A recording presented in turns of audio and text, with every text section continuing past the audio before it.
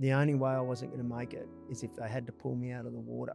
But I had a purpose, and the purpose was my why, and my why was to try and swim to France. Did you get in the water today? I did. Oh, where at? Freshwater.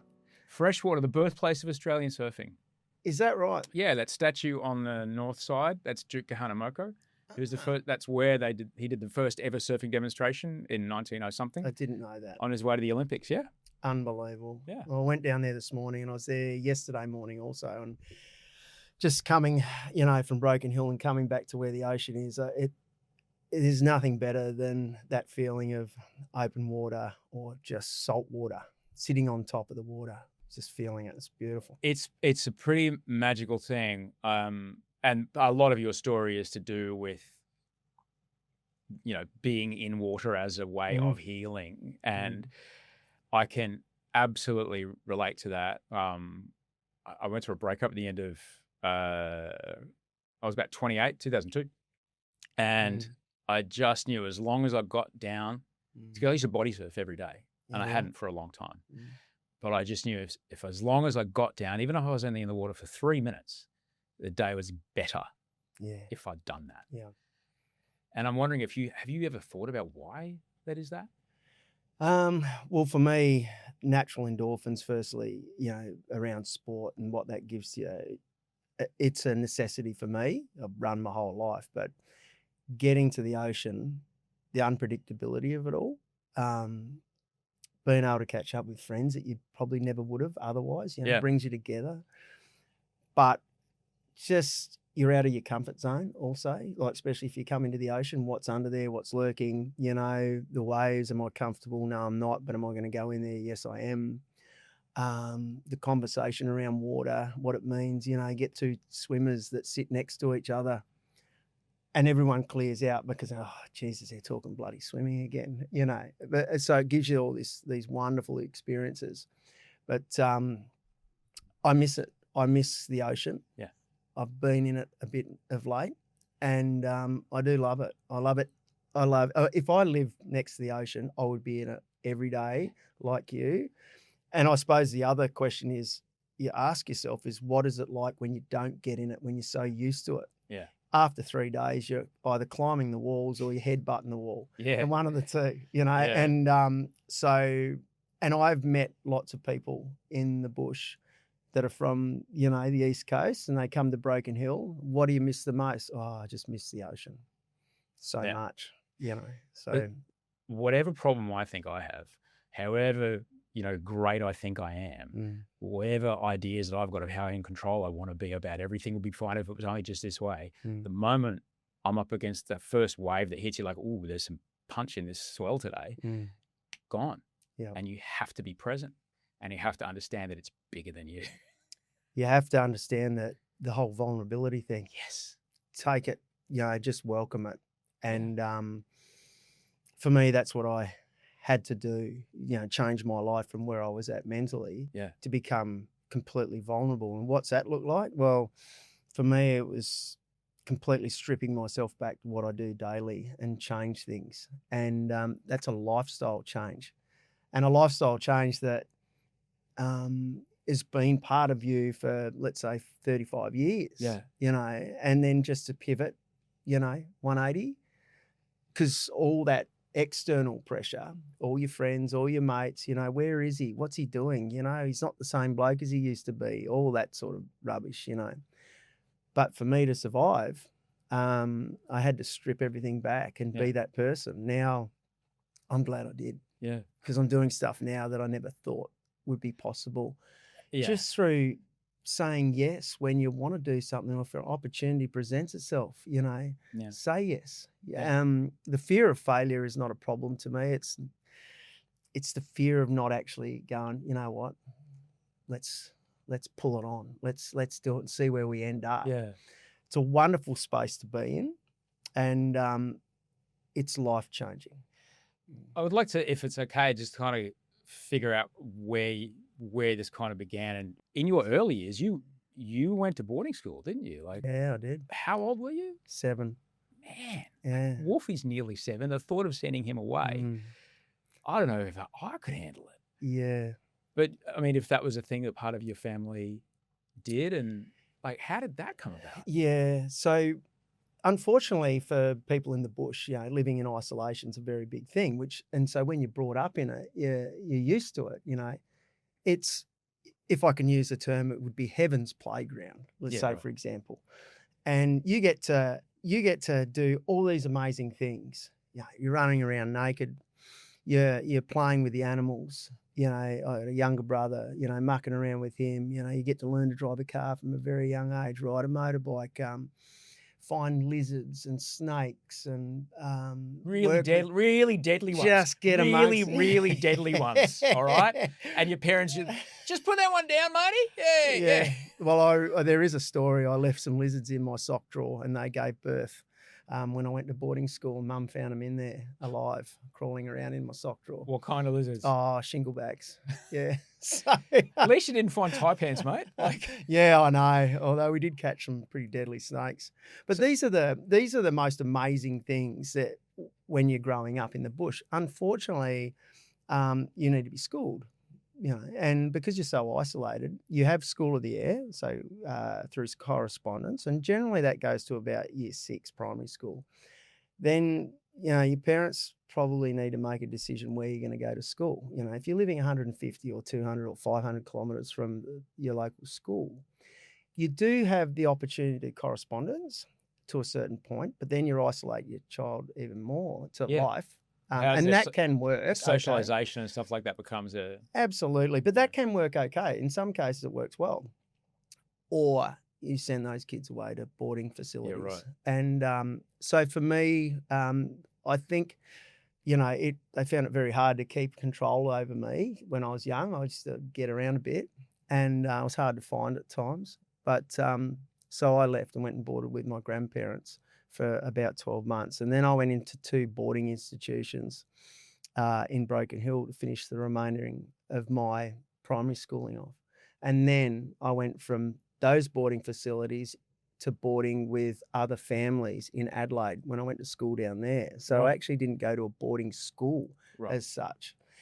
The unfortunate part about that is you get brought up, that 1 to 5 years of age, your learning experience, what your values your parents give you and all that sort of stuff. But because you're so young and you're away, you start adopting other people's values. You have to make your own in a case, because you're not coming back home every night.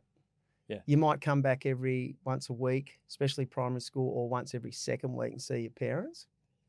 And the day I left to go boarding was the day I wanted to come back home. Oh, wow. So 10 years of boarding, you're screaming to get back through that front door. And unfortunately for me, I had, I suffered childhood trauma through abuse, in 2 boarding facilities. Oh, sorry. Yeah. So it was pretty ordinary. That's really and you have to carry that with you. And then it took me a lot to be able to blurt that. And it only took me 45 years to talk about it. Wow. So, and when we put this book together, it was an opportunity to be able to have that conversation. And the timing, I don't know if the timing's ever right, but so because of that, it probably molded me into the person I was. Yeah. The awareness, a whole bunch of stuff. Yeah.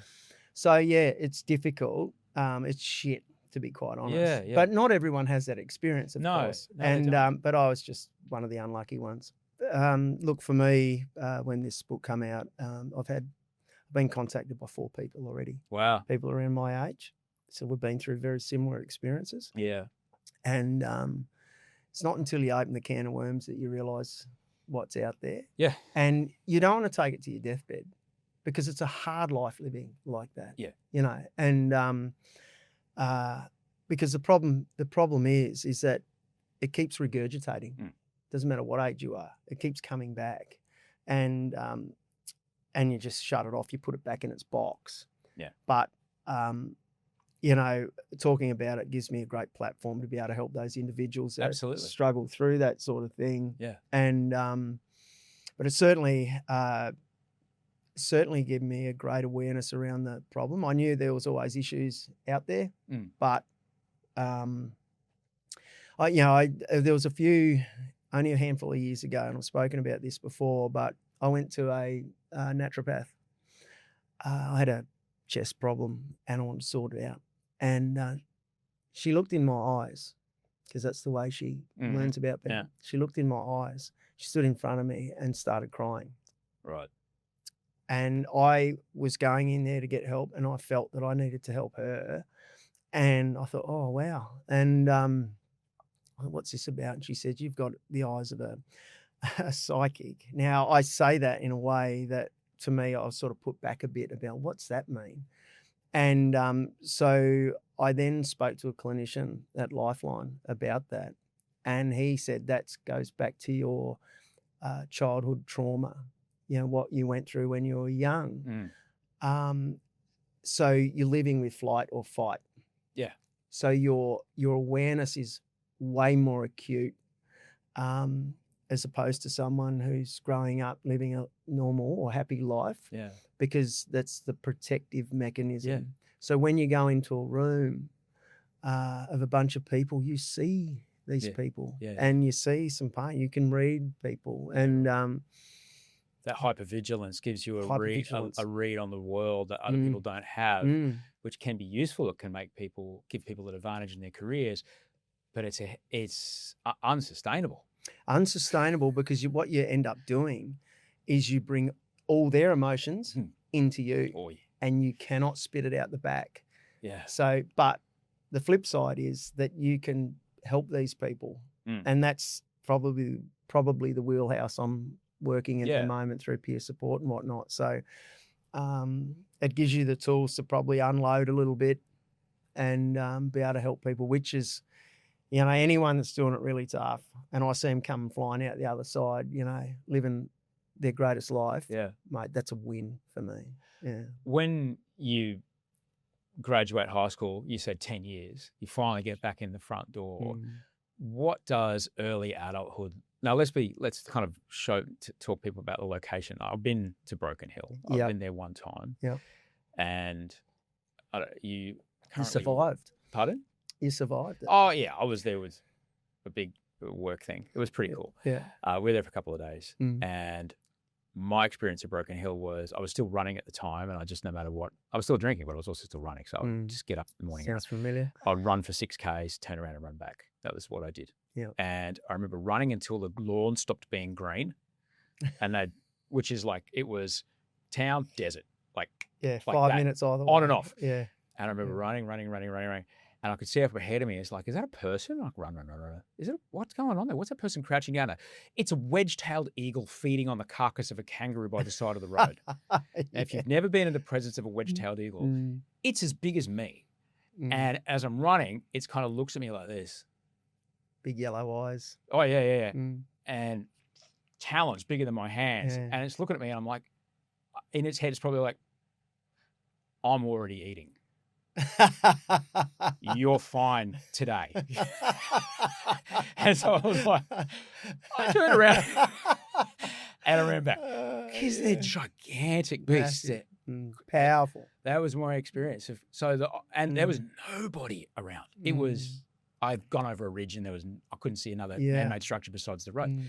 But where you grew up, what kind of isolation are we talking? To get from your house to, I don't know, say you needed milk. Yep. What kind of a drive are we talking? 140 kilometres to get milk. So what's that, 45 minutes at country speed? Well, back when I was growing up, it was nearly all dirt road. Yeah, right. So no. So no. Yeah, HQ Holden, SL Commodores, they're all sedans. There was no such thing as, GLX bloody Toyota Land Cruisers and big, beautiful cars. With the big, like the crim safe on the front windshield, like that one? Oh, yeah. We got them up in Queensland. Yeah. Bug reflectors. Yeah. But look, it was totally different. My uncle actually used to shoot rabbits to supplement his income. And he bought a Monaro, two-door Monaro for $2,500. What? Yeah. In fact, my brother lost his hand at the age of 2 Oh my God. in a farm accident, and my uncle Glenn got him to town in his Monaro, like full lick, on the dirt road. So, I don't know, it might have taken him an hour and 15, hour and 20, like flying. So yeah, it's a long way to go and get a carton of milk.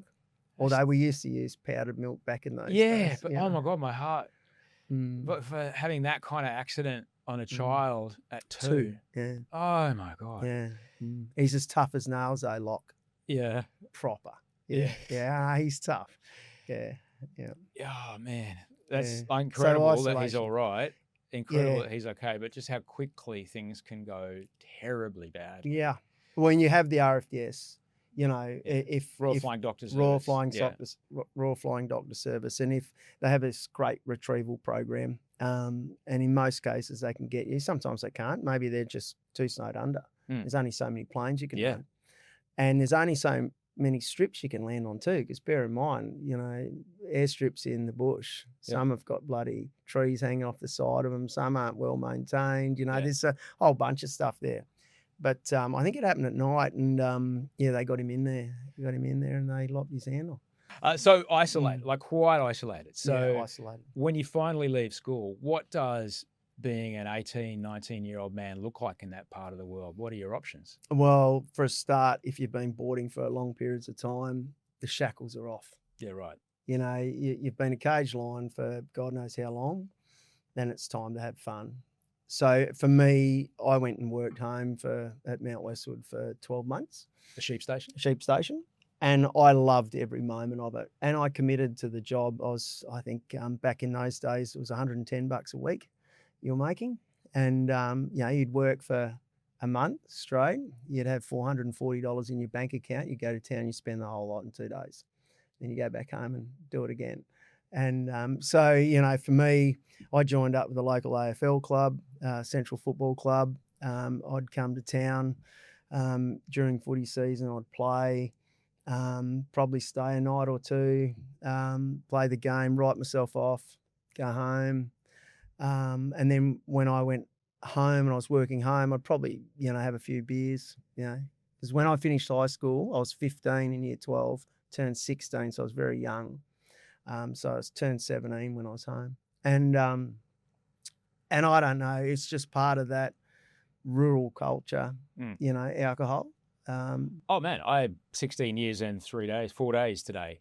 Congratulations. Well, it worked until it didn't. That was the way that I saw men around me deal with stress and deal with, I don't know, how to talk to other people. And that's what I saw. And so that's what I knew. And that's what I did. Until I realized if I keep going, I'm going to die. So I had to stop. Yeah. And it's great that you noticed it and found it, but it takes as long as it takes. Yeah. But you find all these reasons to stay on it, and then you work out that maybe that's not the best thing for me. Yeah. And anyone that's told me they don't know what they're talking about, I'm fine. 14 years of people telling me, no, you clearly know. What are you talking about? I'm not the one with the problem. Yeah. I just find, I still have a drink, but I'm aware now. I'm totally aware of my triggers with that. Yeah. As opposed to when I wasn't. Yeah. I'd passed out in some really ordinary situations, 2 weddings, two funerals. Oh. Yeah, my grandmother's and my father-in-law's. Oh. Yeah. And here I am. I'm still pissed off about it, but here I am, supposed to be supporting my wife, and I'm drunk in the gutter. I'm celebrating this bloke, and and then I'm getting carried to, and that I look back at that and I'm disappointed in myself for that. And my grandmother's, once again, I wrote myself off, walked out the house and walked down the street and passed out under a veranda on the curb, and woke up in the morning with the cars beeping, wake up, and, I'm not proud of that, far from it. And I think, that's just shit behaviour, and so. Well, my man would say, well, the good news is that we get to live the rest of our lives not being that guy anymore. Yes. And so when those thoughts come, rather than punch ourselves in the nuts with it, which because that's something to do, and it's stimulating. And so I tend to want to, punch myself in the head, really. Rather than ruminate on that, just go, well, okay, then what can I do with this? I can do something in service of that, and I'll go help somebody, or I'll go do something in the other direction. And that helps me reset rather than have those thoughts just pull me down. Yeah. Which takes some learning. Yeah, well, it does. It's a full on, you're almost, it's a learned experience. Yes. It's just learning how to deal with it, but it's also being comfortable within yourself. Yeah. I'm comfortable with this now. I can live my life like this now, and I don't really care what anyone thinks. Yeah. That's a gift you give to yourself. Yep. And we know if we're in that situation, you think with so much more clarity. You love your running. I love my running, my swimming. You get up in the morning at 5:30. It's not a battle. Yeah. But if you're on the grog, you get up, think, I've got to go for a run, flog yourself to bits and feel like shit, and you're not really achieving anything. No. I did that for most of my life. Yeah. Not that I'm old, but I'm on the back end, and but the drinking for me, certainly when I got home, look, probably like any, teenager, you have a few drinks and all the rest of it, but I couldn't hold my alcohol. And but it made me feel really good. It was like a release. I didn't know why, but it just made me feel exceptionally good. And I love that feeling. Yeah. Took all the bullshit away. Yeah. When did you start to realize that things might be amiss, that your ability to cope wasn't really keeping up with what was happening to you? Yeah, it's a good question. There's a number of things that happened to me. There was two things that really stood out. I was working really hard in 2009, going through a pretty ordinary drought, a lot of predation, a lot of death, had to put a lot of animals down, all that sort of stuff. And which is part of station life, unfortunately. You have to destroy a lot of animals for whatever reason. And so there's a load on you, there's a burden on you. Your projected income, what that looks like, because, if you strip all your stock off the place, you know that you're not going to be making a lot of money in 2 or 3 years in advance. So let alone there's no grass under your feet. So there's that. I went through the lack of succession with my family. It was just a lack of communication. I always thought that going home, I might have had an opportunity to come into the place, not inherit, but succeed, which means, try and structure something. But there wasn't any room for both my family and myself and Jacinta, when I say my parents, and my wife and myself and the little kids on the same property. And financially, it was a bit crippling. So I left there. And which was subconsciously, I probably didn't deal with that very well. It took me about 3 years to remove myself from the property, like to make the decision to actually go. That's a long time, because I knew I was never going back. Yeah, right. Yeah, so you can picture someone that's been away for so long, wanting to go back. And in the back of your head is like, one day everything the light touches will be mine, and I will take the legacy of what my family has built, and I will carry it forward and give it to my children. That type of, that was the thought process. Yeah. And it was tunnel vision. That's where I was at. Yeah. And then it was gone. But I moved to a property next door, sheep station next door, which was When bigger. you say next door, like how far away? Oh, the homestead was about 40 odd kilometres away. And so 40 odd kilometres is past Penrith from here. Yeah. Like that is. But it's just, the boundary wasn't that far. And a lot of dead space in between your homestead and their homestead. But the it's like I'm in the garage knocking up a homemade aircraft so I can go visit my friends. Like, you wonder why, a man died in a light plane. Actually, because somebody wants to drive all the time, and sometimes it's quicker to fly. Like, I get it. Yeah. Jesus. It's a long way. It's a fair trip, but you're already isolated, so why not just move? And so in 2009, I was working in Cobar, so I was travelling from north of Broken Hill going to Cobar. We had stock on adjustment, which means we were taken away from our shitty area, Drought, into places where there was feed, and going really hard, meaning, mustering, landmarking, travelling, drinking a lot. So my day would consist of, 5 in the morning through to 9 o'clock at night, put the roast on at 10, eat at 11, get 4 hours sleep. I'd be drunk when I went to bed. Anyway, I woke up one morning, I couldn't get out of bed. I was pretty knackered. And I had a great mate of mine there.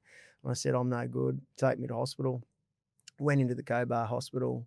They took some blood tests, and I basically had no testosterone in my body. I was completely gone. And so that should have been a real trigger for me to do something about it. Was it drinking that caused that? Oh, overload, work overload, drinking, doing everything wrong, just completely cooked. And so they gave me some needles to inject myself. So I was injecting myself with testosterone for 6 months. I got off the grog for 6 months. I was playing footy at the time. We won a grand final.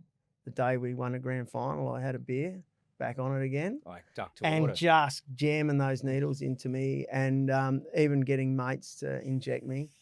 And, you would be thinking, okay, mate, now you've got the kick in the ass you need. Do something about it. Did I? No. I just went back to living that same life. Isn't it interesting how we rationalize, no, this is fine. No, if I had a problem, I would know I've got a problem. I'm a smart person. This, fine. This is just me. This is just me. I'm just fine doing what I'm doing. Everyone's okay. Kids are still fed. I'm doing great. What's wrong? Yeah, well, that's probably the mentality I had, keep working. Yeah. You've got a role to play. Yeah. Which is, keep your 15 to 18,000 sheep alive. Keep your 500 head of cattle alive. Keep all your watering points going. There's a lot to hold on to on these places. Mentally, your brain is going 100 mile an hour when things are good, let alone when it's cloudy. Yeah. And so that was one. And then another period was I walked into my kitchen. My wife was walking around the table, Jacinta, and my heart was smashing out of my chest. And I thought, I'm done. I'm dying. I'm having a heart attack. I remember putting my hand up against the door jamb, and I said to Cint, I said, I think I'm having a heart attack. And she didn't say much because she had her own things going on with 3 little kids, twins. And and she can see you. She's clearly able to see what's going on with you. Well, she could, and but she didn't recognise to the point where I had real fear. I actually thought I was dying. So there was that. I didn't listen to myself then either. So there's all these things going on, and it wasn't until I went to Broken Hill and did a 2-day course with a life skills coach, Jill Rigney from Queensland. And what brought you to that? A couple of days off, because I didn't really know much about Jill. She's an extraordinary person. She's probably one of the great instigators that prompted me to do what I did, you know, or if the person. And I remember just ticking a heap of boxes that I shouldn't be ticking at the back end of the two days. And I thought, shit, that doesn't look good. And that was the prompt that I needed, because I needed it to be spelled out in me. Because, how do you self-diagnose, when you're built for resilience, or what you perceive to be resilience? And, clinicians on average takes about 8 years. They say it takes about 8 years to put your hand up and say, I need help. 8 bloody years, mate. So I'm thinking, shit, that's a long time. And, your story. I'm laughing because, that's probably, that and more for many things, unfortunately. Yeah. And we sort of sit in that category. And so anyway, I drove to Broken Hill by myself. I didn't know where to go, actually, to ask for help. All these wonderful services around you, yet you don't know they exist. Yeah. Or you don't know where to look, because it's you trying to bring yourself into that space. And this is what, 13, 15? This was in 2015. Yeah, right. Yeah. And walked up into the steps into the Broken Hill Base Hospital and walked in there. I said, I need help. And I remember talking to the person at the desk, and they said, what do you need help? I said, I'm no good. Okay. So I went and sat in the waiting room, and I had 2 clinicians, a nurse and a clinician, come get me, and they took me into a room, and I told them what was going on, how I felt, all that stuff, which was quite difficult. Yeah. And because you're thinking about, geez, am I a failure? Why am I feeling like I'm feeling? And they diagnosed me with depression right there and then and put me on antidepressants right there and then. Mate, best day ever. Because I finally had worked out, or someone finally told me that I've been carrying, way too much, doing way too much, and I needed a diagnosis because I had no idea how to change my life, and I didn't have the tools to be able to do that because, I think I've got depression, but, so I won't, I was given that and they landed in my lap. I thought, right, I'm going to do something about this. That was life-changing for me. But the onus is on you to change. Those pills don't do the work by themselves. No. They, I sometimes think if you've ever been to physio, they've got exactly the same machines they have down at the, the 24-hour gym up the street. Yeah.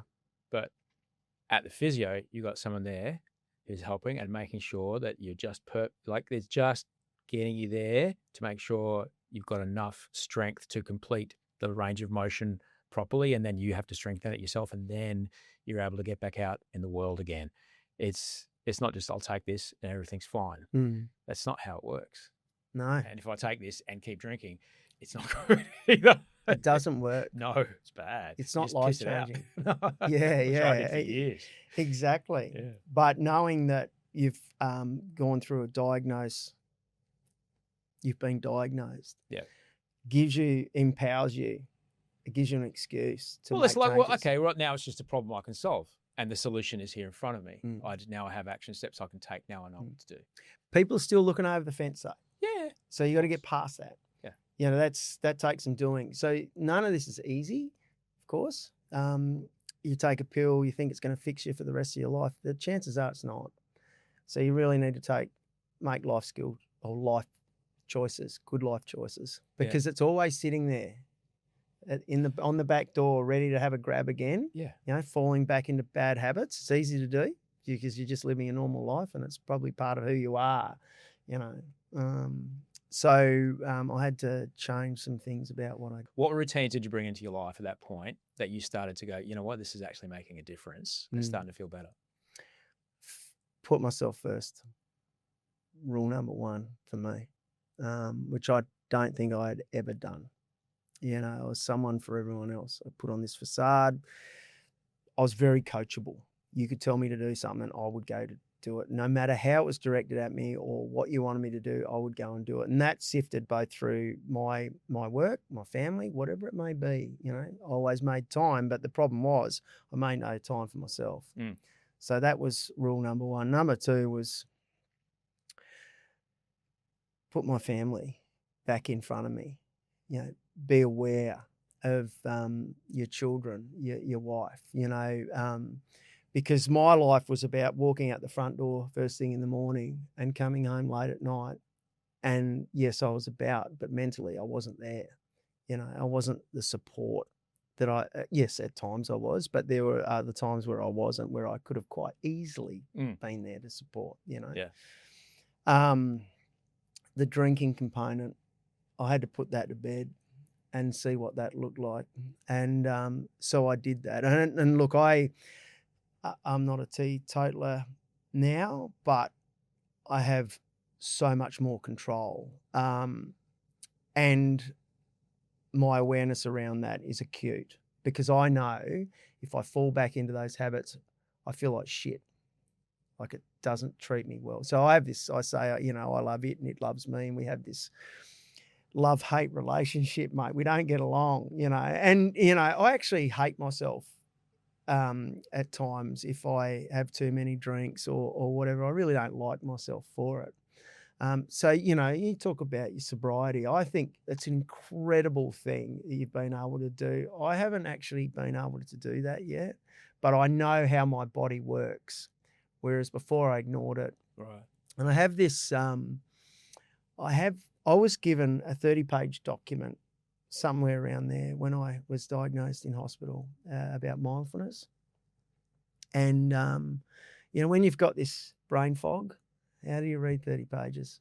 I'm not a reader anyway. Yeah. I'm looking at it thinking, I can't do this. But I use the word mindfulness. So I used to have a lot of intrusive thoughts for a lot of my life. So I spend a lot of time looking back. Yeah. And I now, if I have an intrusive thought that's just not going to benefit me in any way or form, or I just think it's useless thinking, I just say internally mindfulness, and I chop that intrusive thought out. It disappears like instant. It's a practice which I've learned. And so I don't carry the burden of those conversations. You could use anything, South Sydney, for example, whatever you want it to be. But it's such a wonderful tool to stop all those intrusive thoughts. And by intrusive thoughts, we're talking about, like when you spoke earlier about your experiences at the funerals, all right? A thing that pops into your head and instantly floods you with the emotion as if you're there. Absolutely. Or the fear as if you're in the moment. And this might be 30 years ago. Correct. And then next thing you know, you're making choices with a system that is trying to fight a ghost from the past. Yes. And the people around you don't know that. Yes. And now you're making choices that don't belong in this situation and treating people around you, like, in my experience, like they're people that they've never met. And that's not fair on them. It's not fair on me. And the past has control over my choices in the present. And that's not a great way to be. It's such a great way to put it.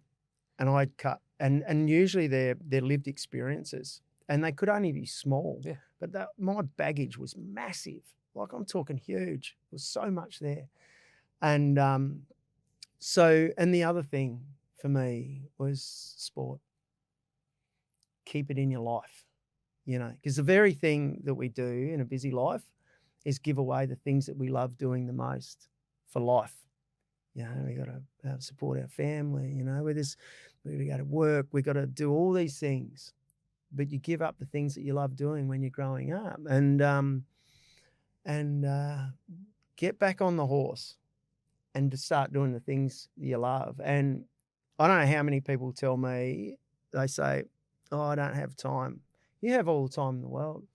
You have all the time in the world to be with your children, your family, to make really good decisions on your behalf. You've just got to make those choices.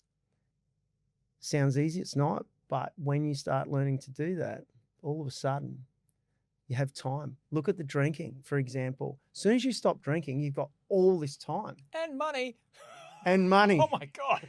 Your brain starts racing. You think, geez, what am I going to do this afternoon, I'm not going to sit in the bloody workshop until 10:30 at night, on my 15th can.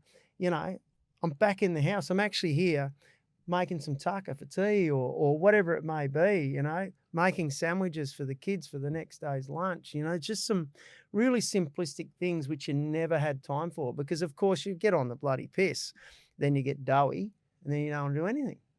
So, well, that's for me anyway. And of course the sporting aspect is super important for me. I've got to keep moving. There are two elements to that: natural endorphins, getting your heart going. But sport takes you to different communities. You're going to places outside of your work environment. You're having those different conversations and other than your workspace, or even out in the bush, for example. It's, in a lot of cases, a very similar conversation, comparing each other, comparing your animals, talking about the weather, and look, that's great. And some people can deal with that, but I need something else. Yeah. And I've found those conversations in the open water swimming community, which I'm part of now. Incredibly supportive community, no judgment. So it's enriching. Yeah. Your kids would have been a vulnerable age at this point, if I'm doing my sums correctly. We're talking kind of early mid-teens. Yeah. How did you speak to your kids about what was going on? Yeah, so funnily enough, I sort of deliberated over the conversation around, mental health and my kids being away. And initially I did boarding school. And I did a talk for the AFL club and AFL clubs in Broken Hill under the How's Your Mate banner. And I basically said, I'd suffered from depression and I spoke to my kids and they struggled with it for a bit because I had no understanding of what that looked like in me. So it was a bit tricky. But what I did around that was when they came home, we sat around, had a conversation around it, what it looked like. And what I hoped to do was empower those kids, and give them the tools they needed to actually put their hand up and say, Dad, I need help. And we're very close. And we have a really open relationship. Our 3 kids are freaking hilarious. And with this book when it came out, or once we'd finished the manuscript, which took nearly 2 years, I sent the manuscript to the kids. Come on, Dad, we want to read it. We want to read it. No worries, mate. You want to read it? All right, here it comes. Yeah, right. There was more in that book. Yeah. So I sent the manuscript to the kids, and they read the manuscript, and I heard crickets. Shit, right? And I thought, well, it's not their responsibility to ring me up. Yeah. And I wasn't sure how they were going to take it. Once again, we got together because bear in mind, they're adult children now and they're all over the country. I got them together and Jacinta, my wife, and we sat in the lounge room and we talked. And what I wanted to tell them was that, hey, I'm okay. I'm totally fine. And if I didn't want it in the book, I wouldn't have put it in there. These are the experiences I had. But I'm fine. You don't need to worry about me, because that would have been a concern. Yeah. And that was just such a wonderful conversation. Yeah. And honestly, they were really proud. And you could tell that. Yeah. So, and it's a little bit like a legacy where I've got something here to give these children. Yeah. To read. Well, not just these children, other men who are in the situation you're in. You didn't know what was happening. Yeah. But even the way you describe it to me is very clearly there's all the markers, all the things you're isolating, you're drinking, there's been, history of trauma. Like, of course, and that feeling in your chest, like, I know that. I know that intimately. Like, there's no one else in the room. Why does it feel like someone's standing on me? I don't understand. Yeah, exactly. It's really spooky. Laying on top, yeah. I've had the feeling of someone's around my throat, but no, the actual feeling of skin touching my skin, but no one's there. I was running at the time. I ran off the beach up to my car, drove to my doctor because I'm like, this is too spooky. Yeah. But that's our physiological response, our body's response to that kind of stuff.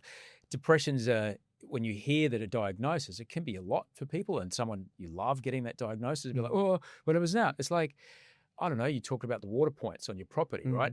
It's just a valve that's stuck one way. That's it. All input coming into it is seen through a lens of darkness.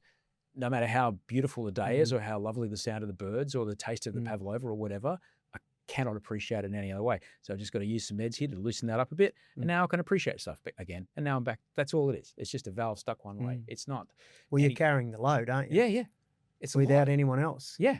But once you get that, it's nobody's fault. It's just a brain thing.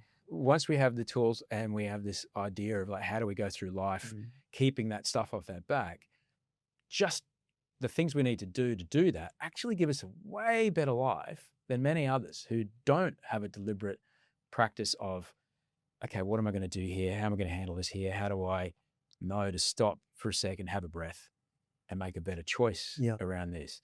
Physicality, sport, big part of you, starting to feel better. Where did swimming show up?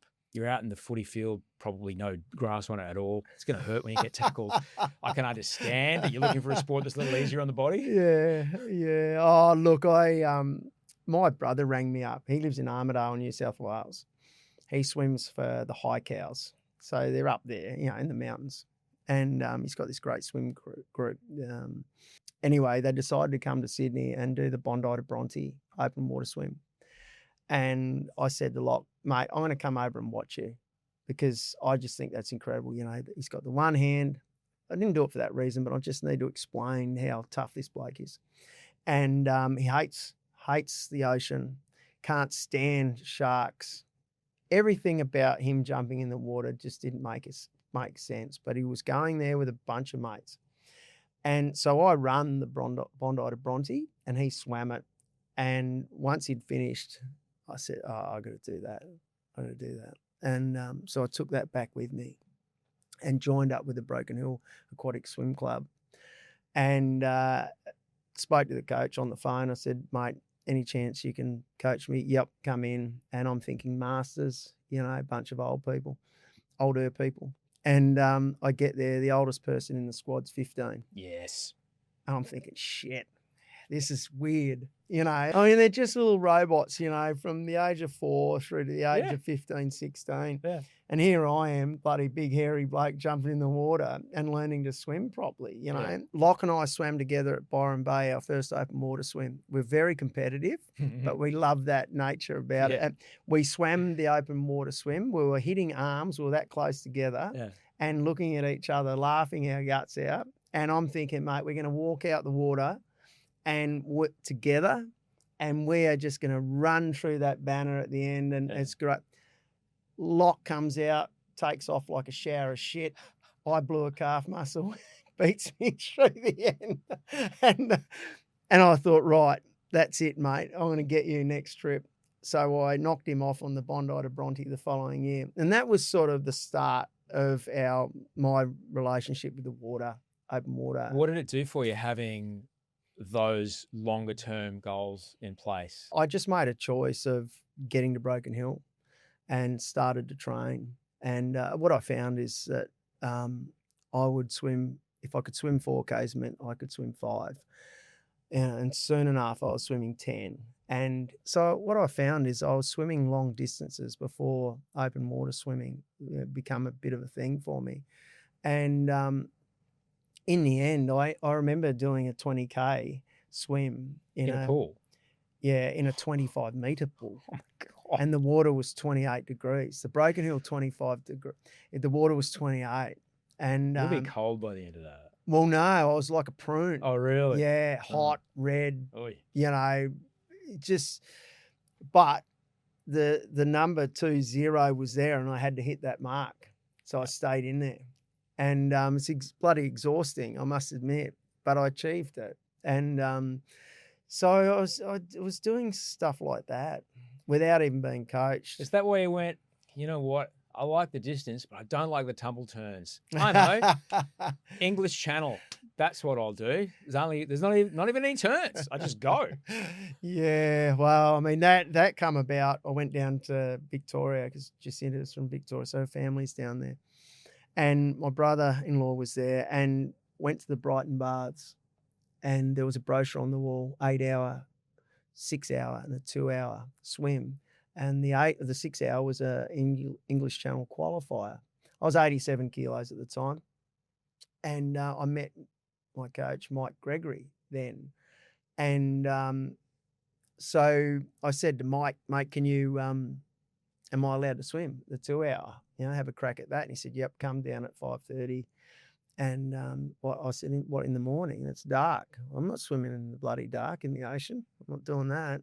Anyway, I cruised down about 7:30, jumped in the water and swam. I got to the 2-hour mark. I made it. I was bloody freezing because the water needs to be 16 degrees and less. And went to get out. Mike stood over me and said, mate, I'll jump in with you. Shit. Righto. And, he's an Australian open water Hall of Famer. I knew his credentials. So he got another half an hour out of me. And that created our relationship. And from that point on, we were just chatting away and all the rest of it. And I was back home and he said to me, you should have a look at possibly having a crack at the English Channel. 600 kilometres from the nearest ocean, working on a sheep station, got stock to look after. There's a whole bunch of stuff going on. Your bucket's already full. And I'm walking around the table. I'm thinking, you know what? Bugger it, why not give it a crack? So I rang him up and said, righto. And he said, mate, you've opened up a can of worms now. I said, well, any chance you want to, train a bloke from afar? And he said, yeah, absolutely, let's go. And that's how it started. And because I was only 60 kilometres from Broken Hill, so I was able to get into that pool. And I was 40 k's from the Menindee Lakes off the Darling River there. And I had a pool in my backyard. It was about a 10-metre pool. So I used to strap a band around my waist and swim on the spot if it got late. I would swim in my dams on cars. And when it got late, I'd park my Toyota on top of the dam bank and shine the lights into the water, and I'd swim at night in the dam. So whatever I was doing, I was attaching swimming to my life. And so it was mentally, it was hard work to get to water. The swimming component for me was relatively easy because I enjoyed it. But, I would clock up over 20,000 kilometres a year just to get to water and swim. Driving. Far out. Yeah. And, my week would That's a lot of diesel. I know that, and it cost me a lot of money too, I must admit. But but I had a purpose, and the purpose was my why, and my why was to try and swim to France. What would you say to people about the benefit of, like, that sounds like an impossible goal. All right, truly impossible goal. Walking around a kitchen table, I'm going to train for the English Channel. I live 40 kilometres from the nearest swimming pool. 60 kilometres from the nearest swimming pool. What would you say to people is the benefit of pointing a finger at something that is impossibly beyond, over the horizon hard, and going, okay, I'm going to do that? What does it give you? Well, that's a bloody tough question to answer, actually. What does it give me? Purpose, your why. Really difficult to try and achieve anything if you don't know why you want to do it. It doesn't have to be a big reason. It doesn't have to be this thing that fills a massive void in your life. It could be something really simplistic. For me, it was about getting to the other side because I love my challenge. Yeah. And for no other reason than that. And I think, I've been asked the question a few times, about this type of thing. And in some cases, I don't think people believe me. But, you go through so much in your life. And these type of things, to say, yes, I'm going to pull this on, you don't know where it's going to take you. You don't know what toll it's going to take on your life. But what I do know is if I said no, I wouldn't be sitting here talking to you, mate. And for me, I'm so grateful that you and I are sitting across from each other having this chat. But when I said yes, I didn't know this was going to happen. And I also didn't know and understand the support that I had around me at the time, because you're so bloody focused. But if I didn't walk up into the Broken Hill Base Hospital in 2015, I'd be a pretty average person now. And I may not even be on this planet. So that was the reason why I was able to make that choice. Yeah. Because I just said, let's have a go. And that's really it, isn't it? Yeah. And it's, as you get older, it's so important to say yes to hard things. Yeah. Because, as you said, even if you don't achieve it, no matter what happens, the things you're going to have to learn how to do, the things you're going to have to, the coping mechanisms you're going to have to, appreciate, the things you'll figure out will be with you for life, no matter what. Yeah. And you get to be a different person because you tried to do this thing. If you get it, great. If not, great. Look where you are. Yeah. You've faced enormous amounts of problems in your life, and you've always managed to achieve them. But yes, your coach jumped in the water with you, but when you're actually doing the channel swimming for the first time, there was a lot of weird weather and currents and all kinds of things going on. No one's going to get in there and pull you out of the water, and you're in there by yourself. Like, when you ended up swimming, if I'm not mistaken, you ended up swimming twice the distance. Yeah, I got taken away with the currents. Oh my gosh. Yeah. When did you realize that? I didn't. You didn't? No. So one of the things was, I'd done a couple of 8-hour swims, done my qualifiers, and I gave myself over to my team. I picked a team that was going to be there for me if I didn't make it, because I didn't know what that was going to look like. Yeah. On the boat, my wife and my oldest daughter and my sister-in-law were on land. They were relaying the conversation back to people back in Australia, through media and whatnot. We were raising money for our local lifeline at the time. And one of the things that Mike said to me is, so we'll take control over you. You don't worry about us. You just get in there and swim. Swim until you hit something, mate. Meaning friends. So, I'm totally locked on. And I love that idea. Swim until you hit something. Like that is something you could use for anything in life, really. Just go in that direction. This is all you need to worry about. Go in that direction until,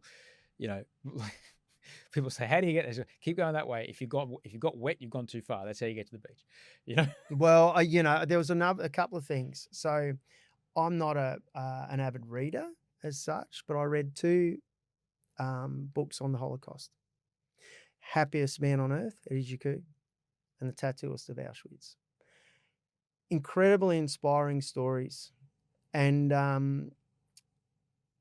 read that stuff and I think, my God, what do you, I chose to get in the water. They didn't choose to live the life they lived, yet they had the courage to talk about it.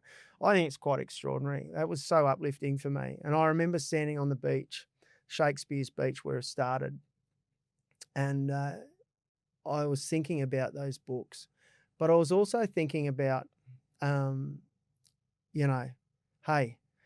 I've been through a bit. Yep. I've had some long days, shitty days. Let's go to work. Clear mind. Let's go to work. It's only going to be a day. So let's just go. And I remember walking into the water and started swimming towards the sea leopard charter. And that was the start of the journey. And I was smacked around a bit. There was some solid winds from the north. And from my understanding, there was a couple of boats that actually turned back. They started to swim. They turned back because it was just a bit too rough. We stayed in and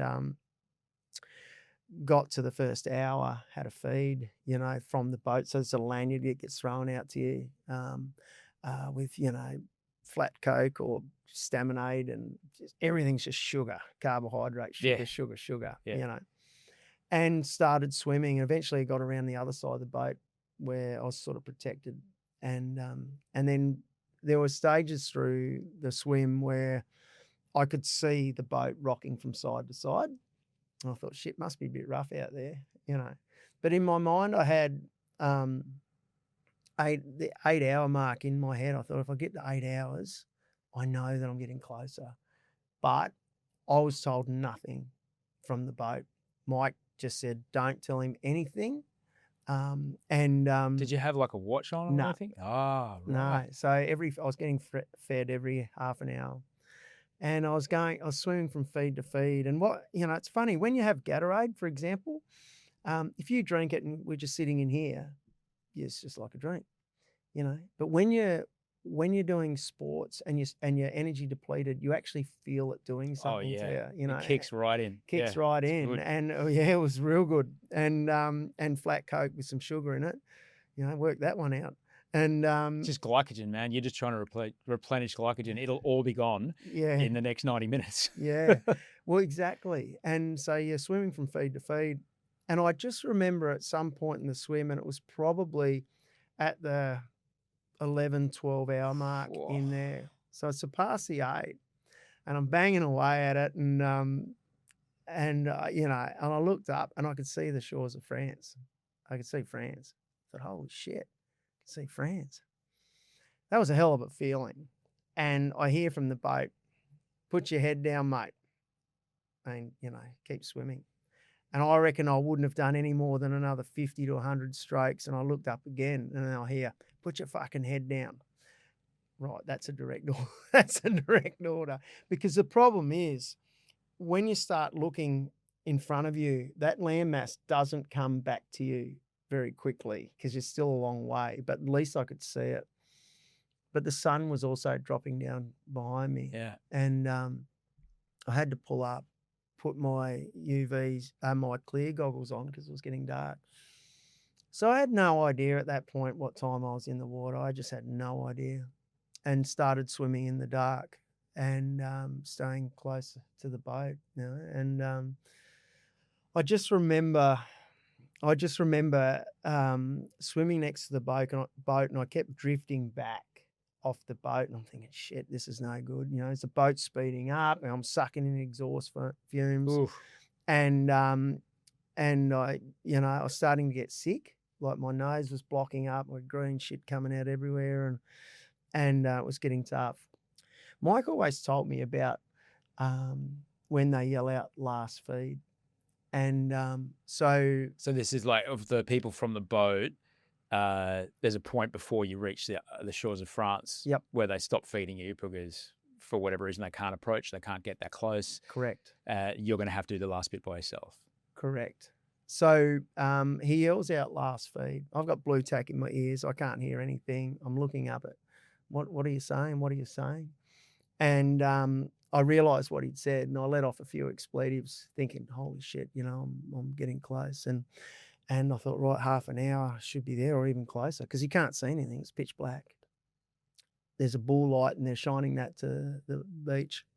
And you think France, you know, be lights everywhere, but it's not like that. And Mike jumps in and swims behind me. And he says, swim towards the light, mate, swim towards the light. And it went beyond the half an hour and I could feel it in my body. And I said, mate, I need to get another feed. I need to get another feed. And he goes, no, mate, swim towards the light. I need to get a feed. No, mate, swim towards the light. Righto, mate. And kept swimming. And I'm swimming along, no idea what's going on. And my left hand scrapes through the sands of France, right on the 17-hour mark or a little bit before. He said, stand up, mate, stand up. And I stood up and started walking out, and you have to be clear of the ocean. And I stood there and I put my hand up and they blew the siren on the boat, and I'd completed the swim. And, you know, all my emotions just poured out of me. You know, you're holding on for dear life, knowing that, you know, you're having a real crack. And I just let go. Mike hugged me and, you know, we embraced for a little bit, and it was such a surreal feeling. And I thought, my God, I've just swum the English bloody Channel. It's bloody unbelievable, you know. And, you know, I feel it now through my body. It has it's had an untold effect on me, you know, emotion-wise. And I reckon not long after we embraced, I said, straight away in my head, I said, mate, I got to go and find some pebbles for my kids. So I took off in the dark looking for some pebbles. I landed on probably the most sandiest beach in France. I couldn't find a bloody pebble. And he said, get back on the boat, mate. He said, you've lost the plot. You've lost the plot. Yeah, righto, mate. So the tender craft that was there to get me broke down. So old mate had to oar, you know. And anyway, they shoved me onto the boat and steamed me back to Dover. Oh, gosh. There's a lot there. That's what a story, man. I felt it in my body when you touched the sand. I can still feel the sand. Oh my gosh. But there's a few things happening there that you kind of had to do. I don't know if I would have been able to surrender to my coach's direction at that point. I would have been asking for timing, how far away are we, what's going wrong, da da da da da.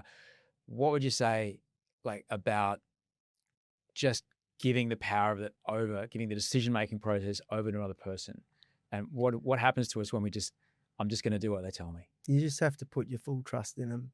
You know, I had a bloke there that was, he just knew that what it took. He'd been there before. And he told me that they're going to take complete control. And I've always considered myself coachable, both through my young life and through my AFL playing days. And coach has always got the best out of me because they gave me a direction. You know, and so I was coachable. I just took his word. I trusted them, totally trusted them. What happens when we get ourselves out of the equation? Because sometimes we might have ideas about how this should be going, and no, I really want this though. But when we take ourselves out of the equation and do what someone who's got our same goal in mind, just do what they tell us to do, what happens to us? Well, I had my why. You know, my reasoning why I wanted to get there. That was everything.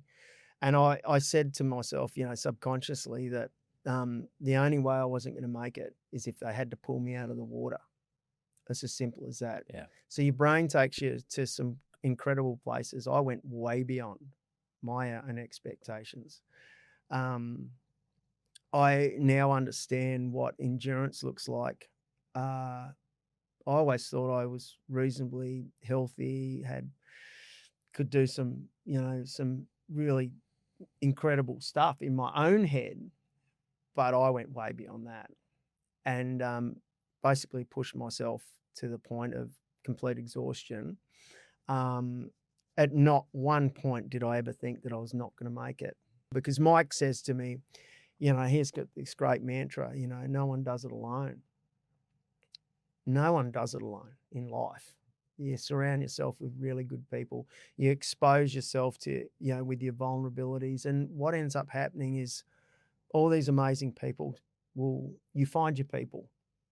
Yep. And then they get you through life. But you also get them through life. It's a really lovely place to be. Yeah. Yeah. I did struggle with that, with the idea of that I'm being a burden by asking for this particular person. I said, I'm sorry I called you 3 times today. I'm sorry, man. As you said, look, mate, every time you call me, it helps me. So I'll tell you if it's too much, but it's fine. Get over it. Because that had stopped me from seeking help at some point, because I didn't want to be a burden on another person. Yeah. But that's not true at all. We actually really help other people. And your coach wouldn't do it if it wasn't good for him in some way too. Yeah. Yeah. And there's so much you said there about just trusting. Certainly I can think of when my psychiatrist, my first, like one that really helped me initially when I was overseas, he said, I never lose. You do what I tell you, we'll figure out the dosages, but don't worry, I never lose. I was like, okay, thank you, American guy, but yes. All right, how good. I'm with this. Just confidence. Because my head's telling me that this is all over, Yeah. but I believe that guy, and I'd rather believe that guy than this. Yeah. So we're going to go with that. And that stays with you forever. Yeah. I never lose. Yeah. It's good. Yeah. It's such a good thing to say to someone. Because you've got support. Yeah. Yeah. So I'm here for you. And so your coach is like, no, man, we'll get you there. Yeah. Even though it's, twice the distance that most people do. Yeah, 63 Ks or 64 Ks. 17 hours. Far out, man. What a tale. And for people who, like for some people, swimming the English Channel, like a 5K is their English Channel. What would you say to people about what do you get to walk through life with now? Like having achieved this physical thing, how do you get to walk through life now knowing that you can do this? Yeah, I don't know. I think giving yourself permission to do whatever is super important. Talking about your vulnerabilities is almost an art form, because without being able to chat about how you live your life, it's a difficult life to live. Now, someone will listen if you choose to make that call. And I always talk about taking the first step for help, which is the most difficult thing to do once you realise that you might be in a pretty dark space. Because beyond that point, you've got this other life out there that you can live. And, I'm testament to that. You're testament to that. Our friends are testament to that. There's a lot of us out there. But it's just finding the courage.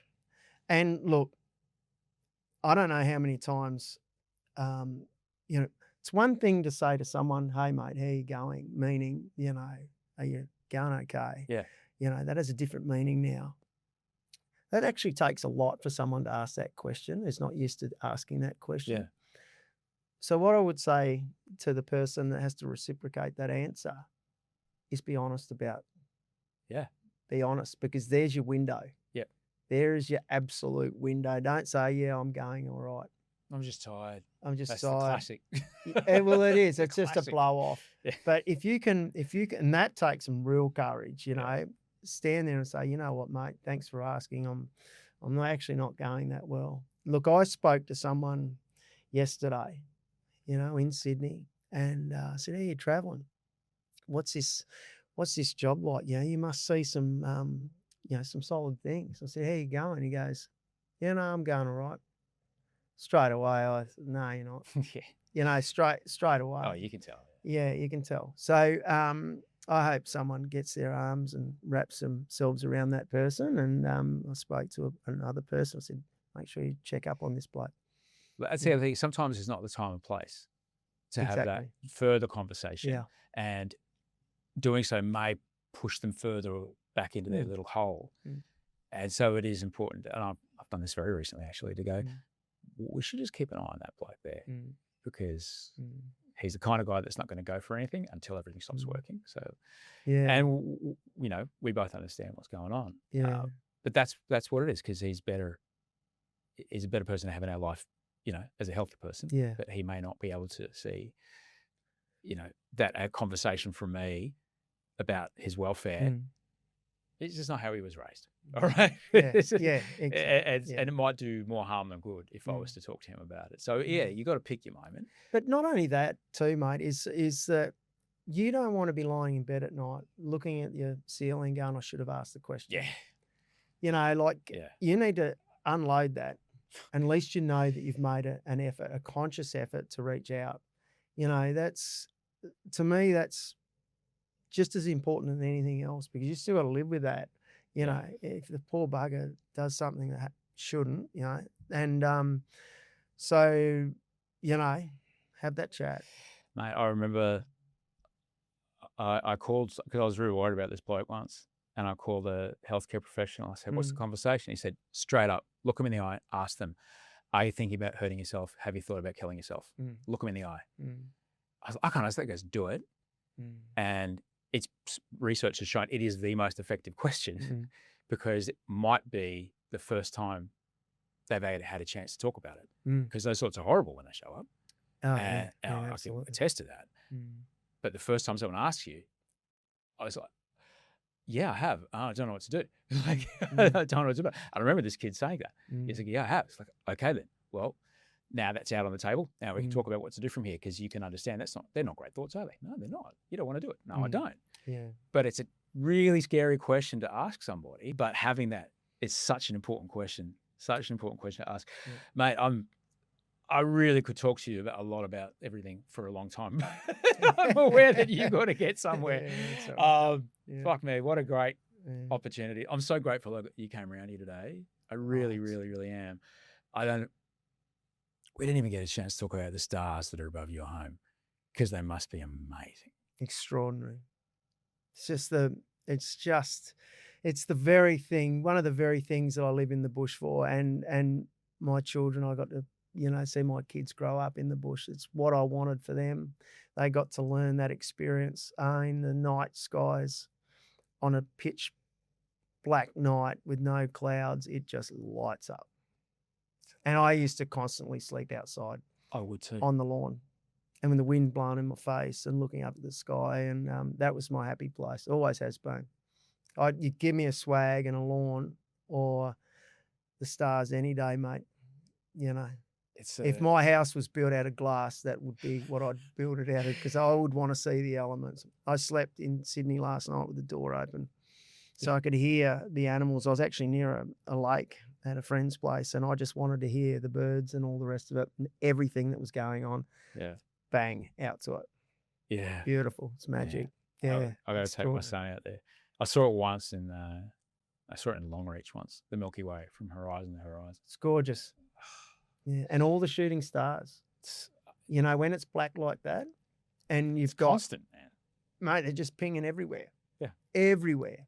But on the flip side is when you get a full moon. It's like someone's turned all the lights on in the street. You can walk 50 kilometres in the dark without turning the torch on. You can see where you're going. So it has both. It has all of that. It's so cool. This dolphin's really heavy, but I'm glad I had it. Just watch the snakes on a warm night, mate. Oh, okay. The best, man. Thank you so much for that. Really appreciate it. Absolute pleasure to be here, mate. Thank you. Cool.